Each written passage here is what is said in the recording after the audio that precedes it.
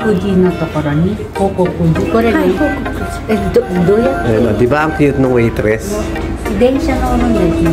ちょっと待ってください。ごめんね、広告Pagsakay pa lang ng train, hahangaan mo na mga Japanese people. Napaka-alinyado at disiplina ng bawat isa. Ikaw na mismong dayuhan ang mahihiyang hindi sumunod sa kanila. This is Kawasaki. Papunta kami ngayon ni Billy sa Kamakura. Sasakay uli kami ng train. From here to Totsuka, then we will gonna have to transfer from lane number 4 to Kamakura. See you there! Ito ang train station. Dito tayo papasok para sumakay ng train. Doon ka sa gilid.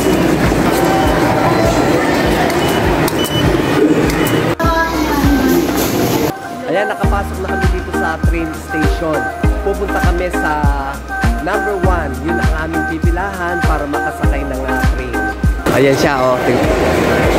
Ayan, dyan sa arrow ng 1. Ayun sa kabila. Ayan, 1. Pababa na tayo. G, ano yung makikita natin sa Kamakura? Ano yung mga diamonds? Mga? Malalaking mga temple. What else? Ano pa ba? Hindi ko Ayan. lahat. Number 1. Dito kami maghihintay ng aming train. Pagsakay pa lang ng train, hahangaan mo na mga Japanese people. Napaka-alinyado at disiplina ng bawat isa. Ikaw na mismong dayuhan ang mahihiyang hindi sumunod sa kanila. Ito na yung sasakyan namin.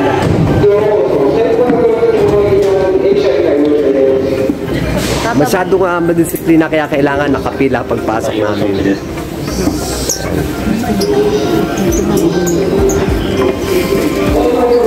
Kailangan hinaan na namin yung salita ang magagalit sa amin yung mga kapon. Ang baba natin ngayon, Totsuka Station. Then from there, punta na tayo, lilipat ng train para naman sa Kamakura. Kamakura. Okay. Bababa kami ni G, then transfer to another train going to Kamakura. Ayan, bababa na kami. Dito na kami sa Totsuka ngayon. Ito na. Then, lane number 4, wait ulit tayo ng another train going to Kamakura na. Dito kami nag-stop sa number 4 kasi dito ang stop, ang sakayan, papunta naman sa Kamakura. Ayan, dito kami tatransfer ni G ngayon, Totsuka to Kamakura. Hintayin muna natin lumabas sila tsaka tayo papasok. Last train na namin ito, makakarating na tayo sa Kamakura. Ayan, opo. Tingnan natin yung loob ng train.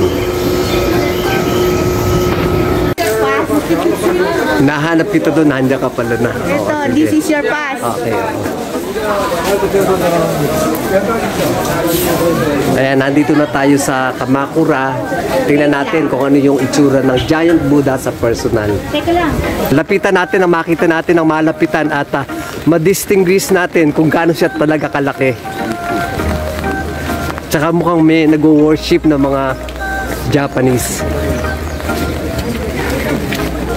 Ayan, oh. Ayun, ayun siya. Ayun yung ulo. Ayan, giant nga, ang laki. Lapitan pa natin. Did you know the Great Buddha of Kamakura is not solid?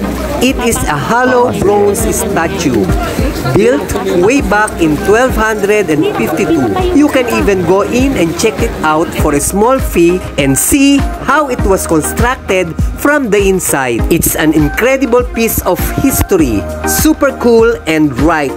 We have to get entrance ticket for 50 yen, roughly 17 to 20 pesos per head. Konnichiwa. Keep right though, keep right. Stepping inside the Great Buddha feels like entering a quiet time capsule. The walls, made of ancient bronze, still bear the marks of the craftsmen who shaped them over 700 years ago. No decorations, no statues.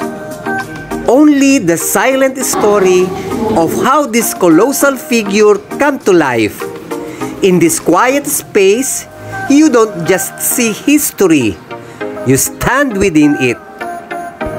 This great Buddha stands about 13.35 meters, weighs roughly 121 tons. The interior shows how it was assembled in parts, then joined together. Ang cute ng waitress. Tingnan natin ang mo. Ayan, diyan kami nakapwesto. ちょっとここ行きたいんだけど、報告時のところに報告時これね、どうやって Ayan, di ba ang cute ng waitress? 電車が多いんですね。あ、ちょっと待ってください。ごめんね。報告時は鎌倉駅行って一回鎌倉駅行ってそこからバス。あ、バスできるんです。バスで。そのままは電車ダメです。電車ダメない。あ、一回鎌倉戻るんですよね。でそこからバス。はい、ありがとうございます。O sige, para hindi kami maligaw ano yung pinag-usapan. Tinanong ko yung kupari. Teka. Tinanong. Sige, game. Tinanong ko yung pagpunta sa ito, Pagpunta sa Kamakura Bamboo Forest. Kamakura Bamboo Forest. Then, itinuro nila sa akin na bumalik daw kami sa Kamakura Station. Then, sasakay kami ng bus doon. From Kamakura, papunta sa Bamboo Forest by bus. Sige, sige.